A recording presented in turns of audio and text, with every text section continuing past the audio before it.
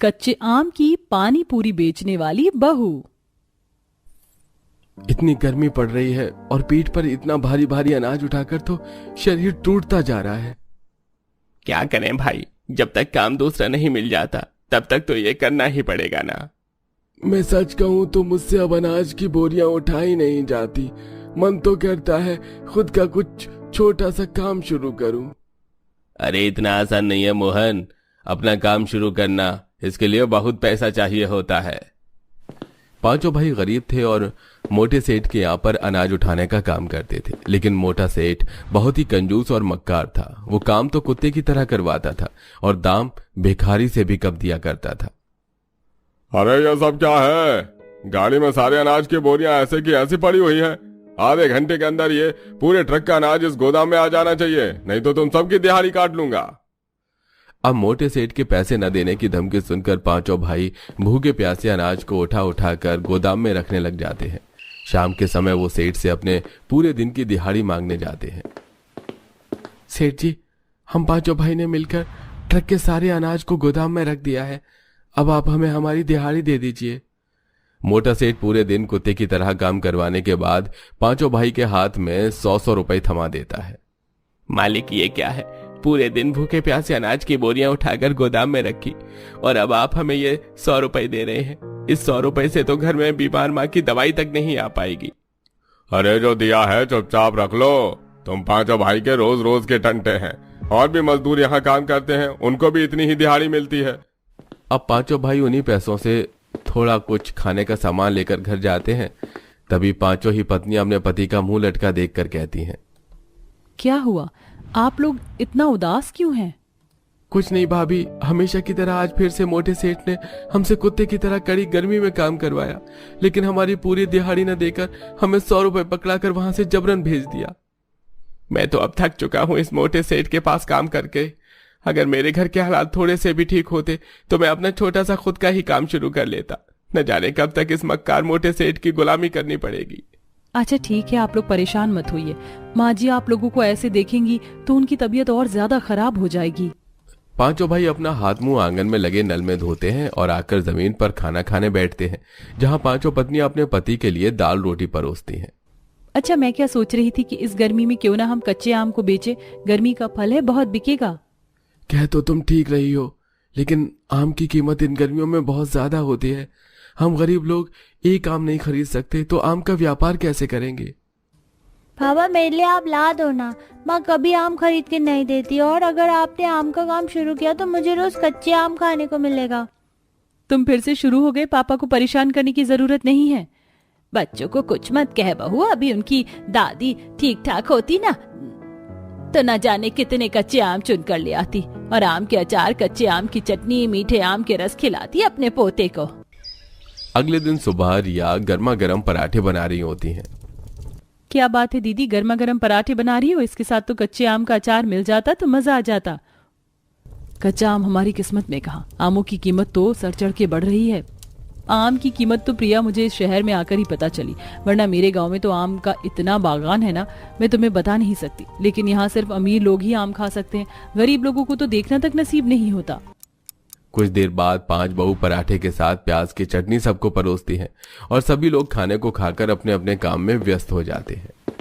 माँ जी आप आराम कर लीजिए, हम बाजार से कुछ सस्ती सब्जियाँ लेकर आते हैं। मैं भी चलूंगा, मुझे भी साथ लेकर चलो। बेटा आप घर जाओगे, आप अपनी दादी के साथ रहो। नहीं नहीं नहीं, मैं स्ट्रॉन्ग लड़का हूँ, मैं बिल्कुल नहीं थकूंगा, मुझे भी लेकर चलो। अब पांचों बहू गुल्लू को लेकर बाजार की तरफ आ जाती हैं और आम का सीजन होने के कारण बाजार में हर जगह आम ही बिक रही थी। माँ मुझे ये कच्चे आम दिला दो ना, मैं इसके अंदर मिर्ची और नमक लगा कर खाऊंगा। नहीं बेटा अभी नहीं, कभी और खिला दूंगी, अभी चलो यहाँ से। आप हर बार ऐसे ही मुझे मना कर देती हो और कभी मुझे कच्चे आम खरीद कर नहीं देती हो। पता नहीं ये आम की कीमत कब कम होगी, मुझसे अब अपने इस मासूम गुल्लू की जिद देखी नहीं जाती। अब पांचों बहू थोड़ी बहुत सब्जियां लेकर घर लौट रही होती हैं कि तभी उन्हें सड़क पर आम की सूखी गुठलियां दिखती हैं। ये देखो यहाँ पर कितनी सारी आम की गुठलियां हैं, लोगों ने खाकर फेंकी हुई हैं। इतना हैरान क्यों हो रही हो, आम की गुठलियां ही तो हैं जिन्हें लोगों ने चाट कर फेंका हुआ है। हाँ हाँ ये बात मुझे भी पता है, मेरे कहने का मतलब ये था कि हम चाहें तो इन गुठलियों को दोबारा से रिसाइकल कर सकते हैं, अगर हम चाहें तो इससे आम का पेड़ लगा सकते हैं। इतना आसान नहीं है आम का पेड़ सींचना।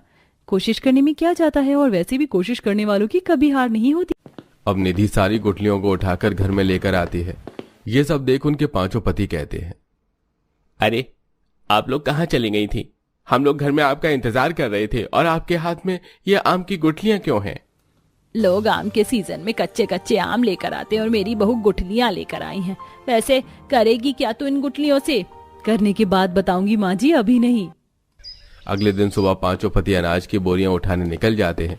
वहीं दूसरी तरफ उनकी पांचों पत्नियां सूखी आम की गुठलियों को अच्छे से धोती हैं और उन्हें धूप में सुखाती हैं और फोड़कर उनके अंदर से बीज निकालकर आंगन के मिट्टी को खूंदकर उसके अंदर गुठलियों को दबाकर पानी की छींटें मारती हैं।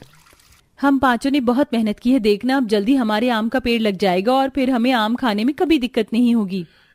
कुछ दिन ऐसे ही गुजरते हैं और पांचों बहू आंगन में आकर अपने आम के लगे पेड़ को देखने लगती हैं, जहां वो देखती हैं कि उनके लगाए हुए आम के पेड़ पूरी तरह से सूखे और मुरझाए हुए हैं। अरे ये क्या, धूप की गर्मी से हमारे आम के सारे पेड़ सूख गए, सारी मेहनत पर पानी फिर गया। कोई बात नहीं, हमें हिम्मत नहीं हारनी चाहिए, हम फिर कोशिश करेंगे। एक बार फिर पांचों बहू अपने आंगन में आम की गुठलियों को रोपती हैं और इस बार वो आंगन को चारों तरफ से अपनी साड़ियों से कवर कर देती हैं ताकि धूप की रोशनी आम के पेड़ पर न पड़े। और कुछ दिन बाद जब वो आते हैं तो इस बार उनके आम का पेड़ अच्छे तरीके से पनप चुका था और उसमें छोटे छोटे आम भी आ चुके थे। देखा, मैंने कहा था ना कि हमारी मेहनत रंग लाएगी। देखो कैसे हमारे आम के पेड़ में छोटे छोटे कच्चे कच्चे आम आ चुके हैं। अब रात के खाने में पांचों बहू सबके लिए कड़ारी पूड़ियां और कच्चे आम की चटनी परोसती है। अरे वाह माँ, आपने कितनी कुरकुरी पूरियां बनाई है और उसके साथ ये कच्चे आम की चटनी है। ऐसा लग रहा है कि बस आलू की कमी है, पूरियों में आलू भरकर कच्चे आम का पानी डाला तो बिल्कुल पानी पूरी लगेगा, पानी पूरी। अपने 6 साल के बेटे गुल्लू के मुंह से ये बातें सुनकर पांचों बहू सन्न रह जाती हैं और पांचों ही एक दूसरे की तरफ देखने लगती हैं। तुम भी वही सोच रही हो क्या जो मैं सोच रही हूँ? हाँ, और हम पांचों सही सोच रहे हैं। लेकिन आप लोग ऐसा क्या सोच रहे हैं? हमारे आम के पेड़ में अब कच्चे आम बहुत ज्यादा मात्रा में उगने लगे हैं, तो हम सोच रहे हैं कि हम इसी तरह से कुरकुरी पूरियां बनाकर इसे कच्चे आम से चटपटा पानी तैयार करती हैं, कच्चे आम का पानी पूरी बाजारों में बेचें। वैसे सोचा तो आप लोगों ने बहुत अच्छा है। अगर ये व्यापार चल निकला तो किस्मत ही बदल जाएगी हम लोगों की। अब अगले दिन सौम्या, रिया, सीमा आटे की पूड़ियां तैयार कर लेती हैं। वहीं दूसरी तरफ प्रिया और निधि पुदीना, चाट मसाला, हींग, जीरा का मिश्रण तैयार करके कच्चे आम का चटपटा पानी बना लेती हैं और पांचों बहू अपने कच्चे आम की पानी पूरी के ठेले को लेकर बाजार में पहुंचती हैं। तभी एक ग्राहक आकर उनके ठेले से कच्चे आम की पानी पूरी खाता है। अरे वाह, आपके यहाँ का तो पानी पूरी बहुत स्वादिष्ट है, और ये कच्चे आम का चटपटा पानी पीकर तो मेरा दिल खुश हो गया। ऐसी पानी पूरी तो मैं एक बार से 100 खा जाऊं। अब पहले ही दिन पांचों बहू के ठेले के पास भीड़ इकट्ठा हो जाती है और उनका ये अनोखा कच्चे आम का पानी पूरी सभी लोगों को बहुत पसंद आता है। क्या डालकर बनाया इस कच्चे आम की पानी पूरी को, कितना चटपटा और खट्टा भी है, मजा आ गया। शुक्रिया, लाइए डोंगा, थोड़ा और आगे करिए, मैं थोड़ा और डाल देती हूँ कच्चे आम का पानी। अब देखते ही देखते पांचों बहू के कच्चे आम की पानी पूरी फटाफट बिक जाती है और अच्छी खासी आमदनी लेकर वो अपने घर लौटते हैं, जिसे देखकर उनके पांचों पति बहुत खुश होते हैं और उर्मिला भी अपनी बहू को शाबाशी देती है। अब समझ में आया कि तुम वह कच्ची आम की गुठलियां क्यों लेकर आई थी। तुम्हारे जैसी मेहनती बहू हर सास को मिलनी चाहिए। आप लोगों ने बहुत मेहनत की है, हमें गर्व है अपनी पत्नियों पर। अब देखते ही देखते पांचों बहू की कच्चे आम की पानी पूरी पूरे गांव में मशहूर हो जाती है। अच्छी आमदनी होने के बाद पांचों बहू पानी पूरी का ठेला हटाकर एक दुकान ले लेती हैं, जिसमें वो अपने कच्चे आम की पानी पूरी बेचना शुरू कर देती हैं। इसके बाद उनके पांचों पति के खुद के व्यापार का सपना भी पूरा हो जाता है। घर की आर्थिक तंगी भी हमेशा के लिए खत्म हो जाती है। आहा, कितनी राहत मिल रही है, वरना इस गर्मी ने तो जान ही ले ली है। और मेरे ससुराल वाले, उन्हें भी चैन नहीं है। मुझसे इस तपती गर्मी में किचन में खाना बनवा रहे हैं। नेहा अपने ऊपर बर्फ का पानी डालकर पूरी तरह गीली हो चुकी थी और किचन कम और धोबी घाट ज्यादा लग रहा था। तभी वहाँ नीलम की जेठानी मोनिका आती है। अरे, ये किचन में इतना पानी कहाँ से आया और तुम इतनी गीली कैसे हो गई? दीदी, देख नहीं रही हैं आप कितनी गर्मी है? तो क्या ये पसीना है? इतना पसीना आज तक मैंने किसी को आते नहीं देखा। नीलम अपनी जेठानी को कोई जवाब नहीं देती और मोनिका भी हैरान थी। क्या मोनिका अपनी देवरानी के गर्मी सहन न होने पर शरीर पर बर्फ का पानी डालने वाले वाकया से अनजान थी? और अगर वह इस वाकया से अनजान थी तो नीलम ऐसा क्यों कर रही थी? इसे जानने के लिए कहानी में थोड़ा पीछे चलना होगा। नीलम की शादी को महज 1 महीना हुआ था। नई नवेली नीलम को उसके ससुराल में काम के लिए कम टोका जाता था। बड़ी बहू छोटी बहू कहाँ है? काफी दिन से देख रही हूँ, वो खाना बनाते वक्त तेरे साथ नहीं होती। खाना खाते हुए भी तुम्हें चैन नहीं है। न जाने कब खत्म होगा औरतों का सास बहू नंद का साजिश। कमलेश की बात सुनकर गीता खाना खाने लगती है, लेकिन देर शाम जब मोनिका अपनी सास से खाने में क्या बनेगा पूछने आती है तब। छोटी बहू, अरे ओ छोटी बहू। जी माँ जी कहिए। मैं काफी समय से देख रही हूँ तू किचन में बड़ी बहू के साथ हाथ नहीं बटाती। माँ जी, मैं किचन में काम करने जाती तो हूँ, लेकिन मुझे किचन में काम करने की आदत नहीं है, तो गर्मी से चक्कर आ जाता है या फिर मेरे पैर लड़खड़ाने लगते हैं। देख बहू, तुझे इस घर में आए हुए 1 महीने से ज्यादा हो चुका है। कुछ दिन तो हमने इसलिए नहीं बोला कि चलो ठीक है खुद ही बहू काम काज देख लेगी, लेकिन तूने तो आराम करने का मन बना लिया है। अपनी सास की फटकार सुनकर नीलम किचन में खाना बनाने जाती है, लेकिन खाना बनाते दौरान उसे ज्यादा गर्मी लगने लगती है। गर्मी के मारे मुझे चक्कर आ रहा है, मैंने कहा था माँ जी को, लेकिन नहीं माना उन्होंने। तभी रसोई में नीलम अपनी जेठानी को देखकर गिरने का नाटक करने लगती है। अरे नीलम, क्या हुआ तुझे? माँ जी जल्दी किचन में आइए। गीता भी जल्दी से किचन में आती है और नीलम के मुंह पर पानी के छींटे मारती है। देवरानी जी आप आराम कीजिए, मैं किचन का काम संभाल लेती हूँ। उस वक्त तो नीलम काम करने से बच जाती है। अगले दिन गीता फिर से नीलम को काम करने के लिए कहती है। अरे बहू, आज फिर से तू रसोई में नहीं गई? तुझे क्या बार बार मुझे कहना पड़ेगा? जाकर रसोई संभाल, और चक्कर आना, शरीर में खुजली होना गर्मी में आम बात है। ठीक है माँ जी, जाती हूँ। गीता समझ चुकी थी कि नीलम हर दिन किचन में काम न करने का बहाना ढूंढ रही है, लेकिन वो भी अपनी बहू को बार बार किचन में भेज दिया करती और हार कर नीलम को भी गर्मी में खाना बनाना पड़ता। नीलम, जब तक तू काम कर रही है मैं और काम कर लेती हूँ। यहाँ गर्मी से मेरी हालत खराब है और इन्हें मजाक लगता है। इतना कहने के बाद नीलम काम में लग जाती है, लेकिन उसे गर्मी बर्दाश्त नहीं हो रही थी। तभी वह सिंक से एक जग पानी लेती है और उसमें फ्रिज से निकाल कर बर्फ डालती है और अपने सर पर डाल देती है। आहा, कितनी राहत मिल रही है मुझे। नीलम पूरी तरह गीली हो चुकी थी। तभी वहाँ मोनिका आती है और नीलम को गीला देख और किचन में पानी फैला हुआ देख हैरान हो जाती है। इतना पसीना? मैं किसी के शरीर से निकलता इतना पसीना पहली बार देख रही हूँ, लेकिन ये किचन में इतना पानी कहाँ से आया? मैंने अपने ऊपर पानी डाल लिया है क्योंकि मुझे गर्मी लग रही है। क्या? लेकिन क्यों? इसलिए क्योंकि मुझे गर्मी लग रही थी। नीलम के गर्मी में काम करने के इस अंदाज से पूरा घर हैरान था और अब किचन कम धोबी घाट ज्यादा लगने लगा था। चारों तरफ पानी ही पानी और नीलम के शरीर से टपकता पानी कभी कभी खाने में भी चला जाता। बहू, खाना बन गया हो तो लगा दो।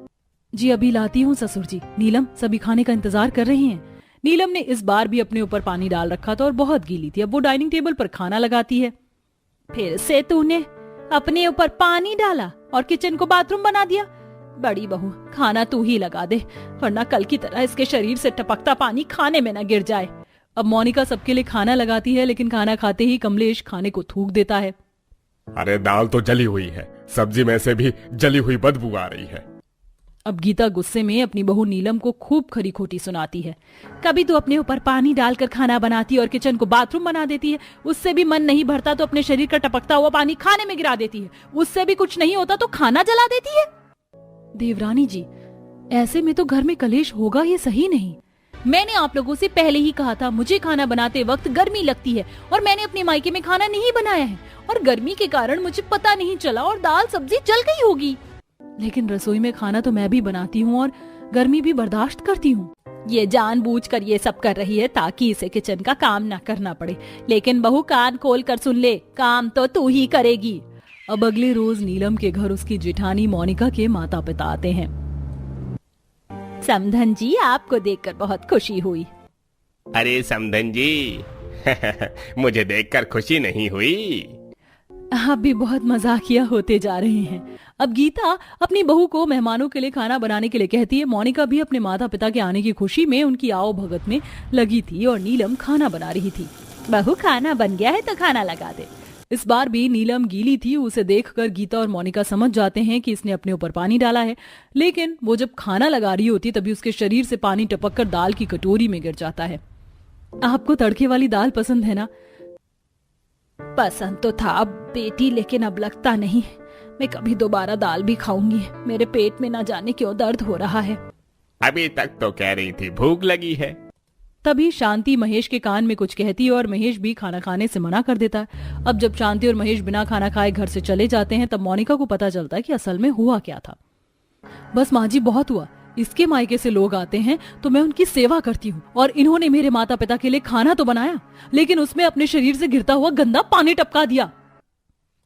हे भगवान, क्या करूं इस औरत का। बहू क्या करूं मैं तेरा। मैंने तो ध्यान नहीं दिया और अगर उन्होंने ध्यान भी दिया तो बता दिया होता, मैं दूसरी दाल बना देती। मुझे तो डर है तू घर वालों को खाना खिलाती है उसमें भी अपने शरीर का गंदा पानी टपका देती होगी।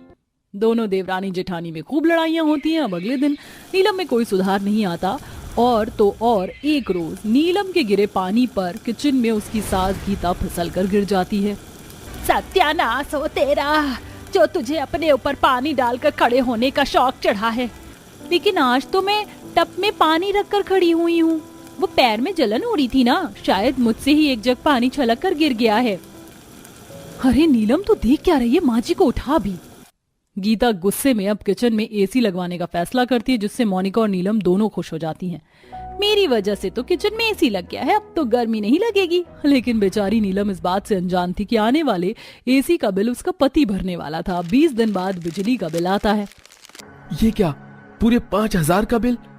अरे इतने तो मुझे अपने ससुराल में सलामी में पैसे नहीं मिलते। इसमें मेरी क्या गलती? रसोई में सचमुच बहुत गर्मी लगती है। तो फिर ये बिजली का बिल भी तुम भरो। तुम तो पहली औरत हो जो किचन में खाना बना रही हो। बहू तूने क्या सोचा किचन में एसी लगेगा तो उसका बिल मैं भरूंगी? भला मैं बिल क्यों भरूं? जब एसी की हवा तुम खाओगे तो बिल भी तुम्हारा पति भरेगा। गीता अब अपने बेटे और बहू में लड़ाई लगवा कर साइड हो चुकी थी, लेकिन नीलम को भी बिजली का बिल आने के बाद एहसास होता है कि वो फिजूल खर्ची कर रही है और अपनी आदतों पर वो कंट्रोल करने की कोशिश करती है जिसमें धीरे धीरे वह कामयाब भी होती है।